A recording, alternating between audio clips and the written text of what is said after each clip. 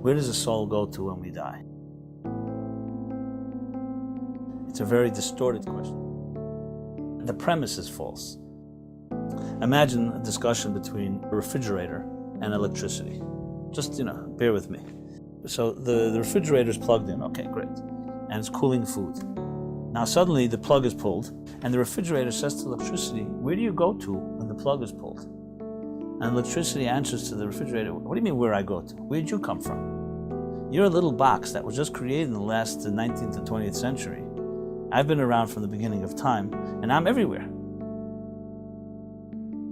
And then, once they created this box called you, you've contained me, you've confined me in your box, and so you become a cooling agent that cools food, that refrigerates food inside of you.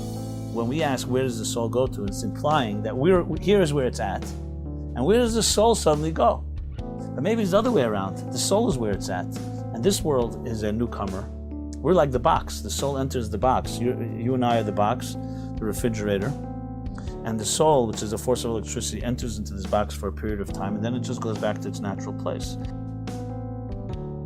The fact that you're not familiar with that place is just no different than a refrigerator is not familiar with electricity.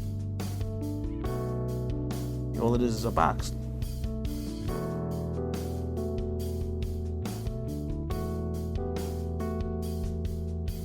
We have very narrow vision. We only see the here and now. We don't see the larger journey of life. It's all stages in the journey. It doesn't necessarily relieve the pain of loss of death, but it makes you understand that when the soul moves on, it didn't go anywhere. It may be right here, except it's not being contained in a container that we can see.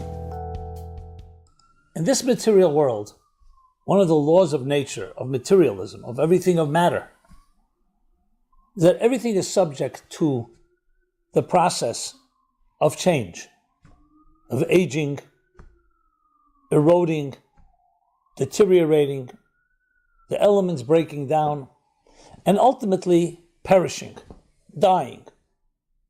While it's true that physics has discovered that nothing really dies, matter turns into energy, and energy can turn into matter. So even if you take a piece of wood and put it into a fireplace, and it burns the wood, then the wood is gone, but it's been converted into energy, into warmth. Just as when you boil water, so the water turns into gas. If you cool the gas, it can turn back into water. You freeze it, turns into ice. So it's just different forms, but that same reality continues on. And yet, when it comes to our very defined lives, say a person is born on this and this day, and they died on this and this day. And everyone should be blessed with long, healthy years. But nobody lives forever. Is that indeed true? Does the soul ever die? Because if the answer is that the soul does not die, and then point number two, that your primary identity is your soul, not your body, that would mean that you don't ever die. So then why do we talk about death? Because we see the material as so primary. That's not to take away from the importance of having a body, from the importance of having physical senses. When my father died 17 years ago, I still live with it. It's still sad. Even though I totally believe that his soul continues on, but it's not in the body that I saw and knew. It's not someone I can hug, I can have a conversation with, at least not in a direct way where there's a back and forth.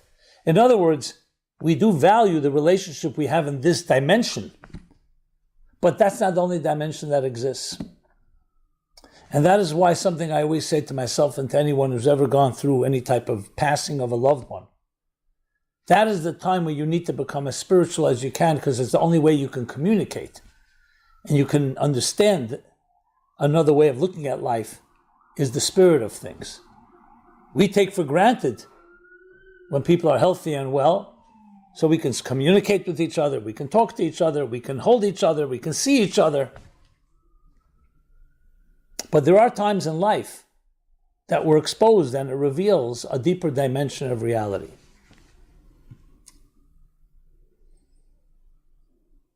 So though I may have shared this many times, It's just, I believe, so poignant. It's worth sharing again.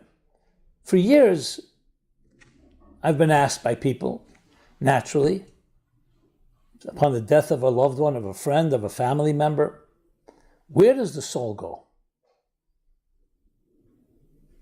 Is the soul of my beloved one in a good place? Are they watching me? Can they see me? Can they feel what I'm doing?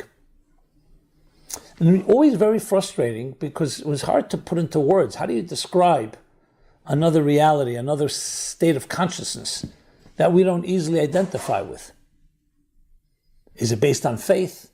Is it based on reason and rationale? It's not empirical in the direct sense of the word. But then, I don't know, something came to me, and I began thinking of it with this analogy. I began sharing it, as though it's almost in a way ridiculous analogy, but it's also a very accurate one. You'll see what I mean in a moment. So think of an imaginary conversation, imaginary dialogue between a refrigerator and electricity. Here's how it goes. The refrigerator says to the electricity, where do you go to when they pull the plug? The electricity looks at the refrigerator and responds incredulously, what kind of chutzpah? What nerve do you have? You're a little box. They just invented you 100, 200 years ago. Learned how to generate me, electricity, contain it in this box, to refrigerate or freeze food, and now you have the nerve to ask me where I go? I've been here long before you existed. In other words, your whole assumption and presumption is that you're the center of the universe, the box called the refrigerator, and where do I go? Maybe your assumption is wrong. Not only is it wrong, it's based on your own narrow, myopic vision, which is from the perspective of your box. I go back to where I always was, before you were ever invented, to a place that's beyond your time and space, to a place that's not contained by any of the parameters you identify with. And that's exactly the example. So even though on one hand it sounds like bizarre type of example, but everyone relates to it, everyone resonates. Because you say, of course that's true.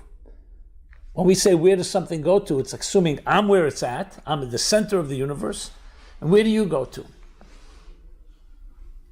So let's challenge that assumption. You are a product of what you experience, and what you experience is very limited. It's based on your senses, your sight, your sound, your taste, touch, and smell. Even if it's 20/20 vision, and have perfect hearing, and all your senses are working perfectly, it's still limited tools and instruments that can only contain and experience that which they relate to. Simple as that. So if someone asks you, where is love? You can't smell it, you can't taste it, you can't touch it, you can't see it, you can't hear it. Where our idea is the same. You need different tools. To use the classic example I often give from our author, Sir Arthur Eddington, in explaining quantum mechanics, where nobody ever saw an atom, let alone a subatomic particle, and yet we were coming up with all kinds of, the scientists were coming up with all kinds of bizarre and counterintuitive conclusions about indeterminism and probability and uncertainty, states that were not defined, that were not determined, where you don't know the position and the velocity of an atom until you observe it or measure it. And he gave the example of the fisherman that spread his net across all the wide seas and gathered all types of fish and started documenting the species, the sizes, the colors, etc., and came to a conclusion based on his observation. There are no fish in the sea that are shorter than a half-inch long. One small problem. There are fish in the sea that are smaller than a half-inch long. As his little daughter pointed out, look at the goldfish in our fish tank. So why did he come to this conclusion? Let's check your instrument. And when you look at the net, you see spaces of the ropes are only a half-inch spaces. So obviously every fish that was smaller than that fell back into the sea. So we have to add one qualification. Using a net with half-inch spaces, you will never catch fish that are shorter than a half-inch long. Very different than saying there are no fish that are half inch long, shorter than a half inch long. It's saying with my instruments, from my perspective, what does the horizon look like? Someone in a valley will tell you one answer. On a plateau will tell you a second answer. 20 feet on a mountain will tell you a third answer, and the person on the peak of Mount Everest will tell you a fourth answer. The story with Chelm, the farm of Chelm. Chelm was a little town. They say a very wise people, but their neighbors were resentful, so they created this whole folklore of the fools of Chelm. So there was the farmer of Chelm. Chelm was small. You can imagine a farm was a little farm.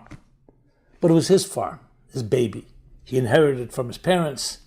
Every grain of soil he would take care of like a little baby. It was his farm. One day he gets a visitor from a big city farmer from Kansas, from Iowa, Texas. Shows him around, gives him a royal tour. They sit down to dinner. So what do you think about my farm? The Chelm farmer asked the big city farmer. The big city farmer had a farm of thousands of acres. Bigger not just of his farm, bigger than his whole town, bigger probably than the whole country of Poland. Almost. So he says, well, your farm is nice and cute, but it's so tiny. The Chelm farmer's taken aback. He's like insulted. So tiny? How big is your farm back in Iowa? He's looking for a point of reference. How is he going to explain to him a farm of that size? So he says, well, my farm, it takes me all day to travel from my tractor from one end of the farm to the next. Suddenly the Chelm farmer's composure changes. He looks at the big city farmer and says, with empathy and compassion, don't feel bad. I once had a tractor like that too. The Chelm farmer couldn't even fathom something that size. So for sure, he understood it must be the instrument. It must be the vehicle. He once also had a shmata jalopy that took him all day to crank up to move from here to there. So he's telling him, I understand. Now this Chelm farmer was not malicious. He was not being deliberate. He was not being funny. He was being honest. If I were to pass on a note and ask you, are you objective, subjective, or narrow-minded or closed-minded? Who would check off the box, I'm closed-minded, narrow-minded, I'm subjective? Most wouldn't. Because part of subjectivity is it makes you think you're objective. We're all subjective. So what's the difference between someone, how can you find the truth if you're all subjective, is saying, from my perspective, from my vantage point, based on my experience, based on the net with half-inch spaces, there are no fish in the sea that are shorter than half-inch long. Based on the vantage point of being a Chelm farmer, everyone has their farm. Based on my farm, it's hard for me to imagine a farm of thousands of acres, so it must be the vehicle. So remember, it's about our instruments. To recognize the soul within each one of us is to understand that there's a wider horizon that is not defined by our senses. So as valuable and as important and as stimulating and as dominating our senses are in our lives, they're not the final say. They're a piece of the puzzle. They will tell you that which they can perceive. Your vision will tell you what it sees. Your ears will tell you what it hears. Your nose will tell you what it smells. The same thing with taste and touch. You want other instruments? You can use your mind instruments, your intellect, emotional instruments, but they also have their parameters. They may be wider parameters. But as you go deeper down the rabbit hole, you come to discover that those tools are also limited. Until you find that there's some tools that you can't directly experience, it's through extrapolation, through process of elimination. The black hole. We all know that a black hole cannot be seen. And yet we know there are black holes. It's been proven. A black hole means something that is so powerful, the gravitational pull is so powerful, it doesn't even let light escape. That's why you don't see it. So how do we know it exists if it's black? Because we see its effect on the surroundings. If you had a piece of metal on your table and suddenly it started moving, it's not a magic trick.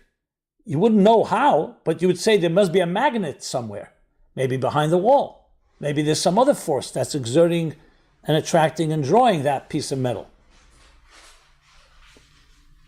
So in these black holes, you see the effects of bodies that travel near it. You see them suddenly changing course.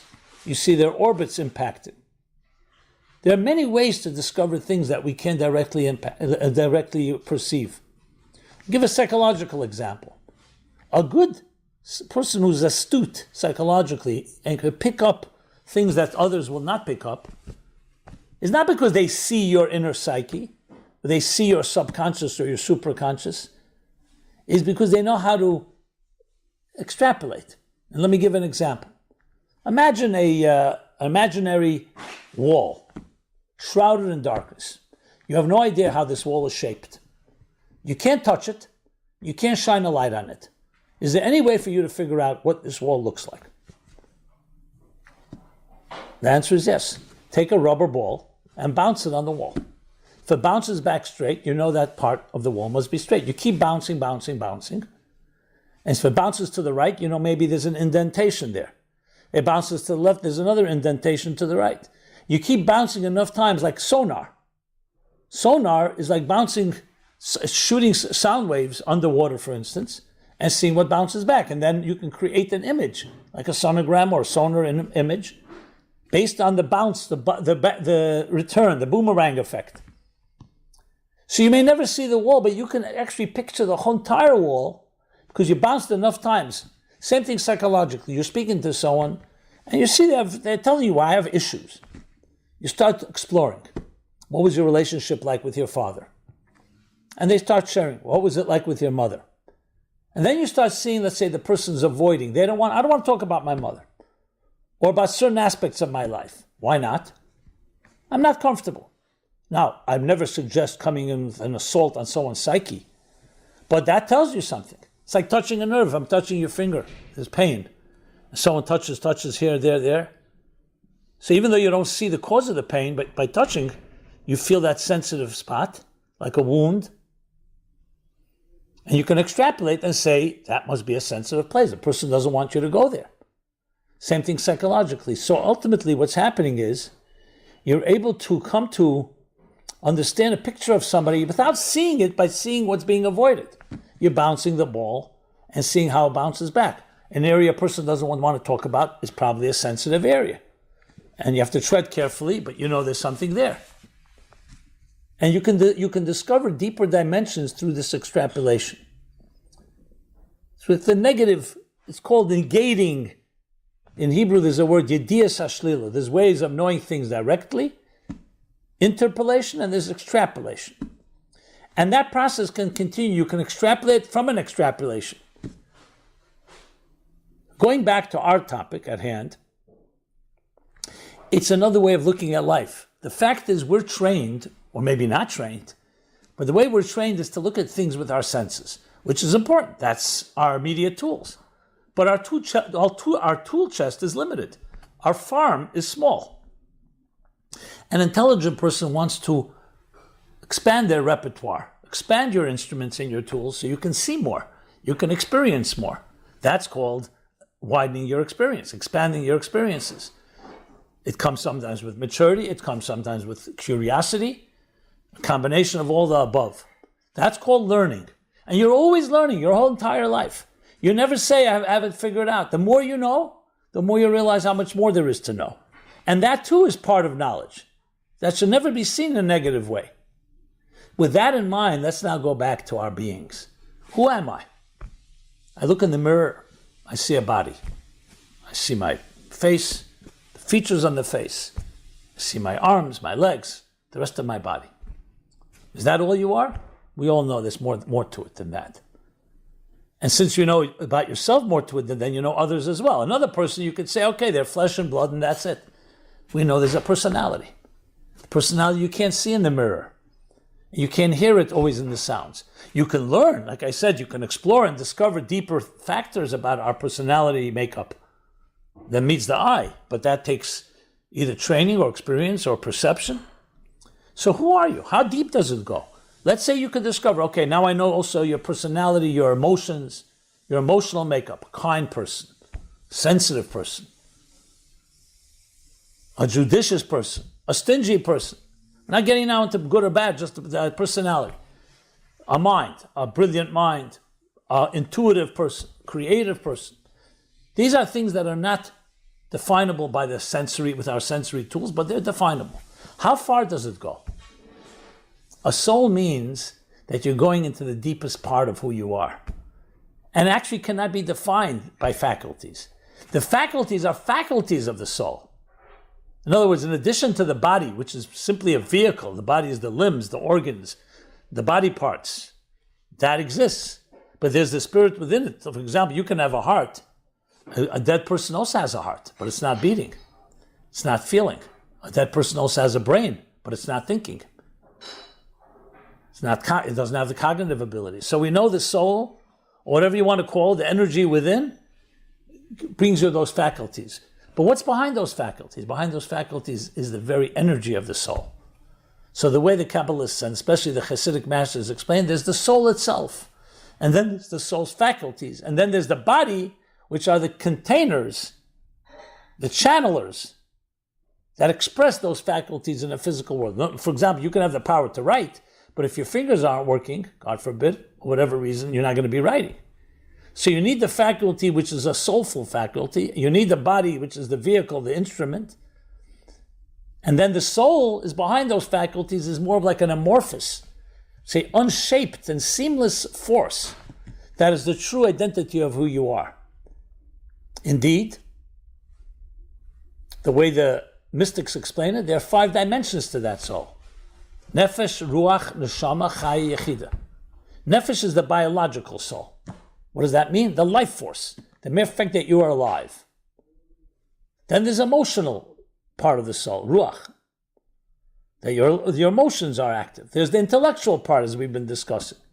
And then there's the transcendent, and then there's the unity, the unify, called Yechida, which is the essential you. It's not visible. Remember, intellectual, emotional are also not visible. Neither is the spiritual part of the energy within you. None of them are visible. But the unified is even beyond perception in the regular sense of it. The others you can perceive, people feel, I know I'm thinking. I know I'm feeling. Even transcendence is an experience. But then there's an experience that transcends transcendence.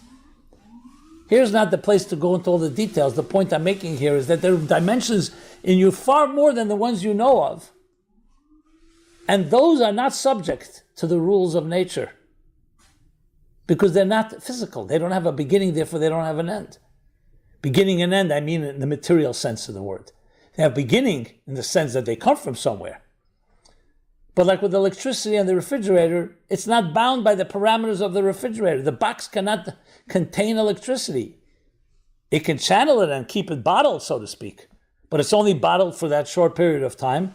And most importantly, it doesn't define electricity. Electricity is also there, but there's also electricity outside of the refrigerator. The same thing with the soul. The soul is in the body and in the faculties and enters into the physical parts of our body, on my arms and legs and my mind and my heart and all my faculties and resources. But there's much more to the soul than it's occupying the body, like more to electricity than occupying the refrigerator or any other appliance. And when you get to know that part of yourself, you come to realize not only is it an additional, it's actually the real you. What defines reality more? That which we see with our eye, or the subatomic particles that you never see? The DNA and the cells and the genetic matter, or that which is the physical expression of it all? So reality actually is within. The more you can experience it on our terms in a way that defines and limits its true reality. It's not real in the realest sense of the word. When I say it's not real, I don't mean it's an illusion. I mean it's limited, like the person in the valley or the person on the farm seeing things only from the farm's perspective. So really, discovering your soul is discovering and expanding your horizons. It's spreading your wings. It's standing up on the mountain and seeing a view, an awesome panorama that you would never have seen on your own. And then you come to discover that that part is the eternal aspect of you. That never dies. That lives on through your good deeds, through your legacy, through the impact you've had on other people in their lives. And indeed, that is what's called real life, not the life that you live, that we see when you're walking this earth, but the impact you have on the next generation and on generations to come. That's where it really comes alive. So of course we want to have life as it is in this world, and we want it to be permanent. But the real permanence is on the soul level, and we're promised that we'll also be able to manifest it ultimately on the physical level when we refine the material world enough that it can be a seamless flow and a transparent channel to that eternal life called the Spirit. So infinity and eternity are indeed very real. The fact that we don't experience it is because we're living in a temporary and transient reality. And it's up to you to determine which is your life. And that will determine the eternity of your life. If you define yourself by the transient, by the temporary, by that which erodes and deteriorates, then you've written your own script. But if you define yourself by your soul and by the eternity of it, you live on. And you live on by recognizing it's not just my immediate instant gratification that defines me, the immediate pleasures, but it's the things I do that even though immediately may not always be as comfortable, but for the future and for permanence, it's forever. So my friends, in the final scheme of things, we have an entire reservoir of resources and strengths that we often are not even aware of, let alone access. And that's the eternal part of who you are, your soul. In that sense, the soul never dies. That's why we can talk about people, our ancestors that lived thousands of years ago. Take Sarah. This week's chapter in the Torah we read. The chapter is called The Life of Sarah. When you read the actual verse, it talks about her death, that she lived 127 years. But when do we really know that she's alive is after her death. Because the soul does not die. The body dies. And we see the soul's impact on her husband Abraham, on her son Isaac, on the next generation, and the next generations. And when we talk about her virtue and her qualities, and we admire them, and we want to live up to them as a role model, 3,800 years later, that's called life. So yes, we want to have a combination of the matter and spirit, but let's never forget that there are things that never die. And you have the choice which side you will choose to channel. Will you be a vehicle for the temporary, for the impermanent, or will you be a vehicle for the eternal, for the values? And that's how you live your life. When you live a spiritual life, a meaningful life, a life filled with virtue and kindness and warmth and illumination and serving and helping others, you yourself become a channel for that eternity that will live on long after your body may not be here. Which deserves another discussion, and we'll reserve that for another time, is can we actually transform the material world to also be a channel for that eternity? And the answer is yes, but it begins by first connecting to that eternal and not worshiping the temporary over the permanent. Thank you so much. This is Simon Jacobson, meaningfullife.com, where this and many other programs can be found. A wide array. Check it out, meaningfullife.com. Love to hear your feedback, your comments, your thoughts. And please share. And may we build eternity in our lives. Eternal values within ourselves, eternal relationships, eternal bonds. And it's an honor for me to be part of your life. And I hope it's an honor for you to be part of my life. And may we all, and that I be part of your life, I should say, and that we all together in this links in an eternal chain continue passing on the light, sharing, paying it forward. Thank you so much. Be blessed and be well. This program is brought to you by the Meaningful Life Center. Please help us continue our programs. Make even a small contribution at meaningfullife.com/donate.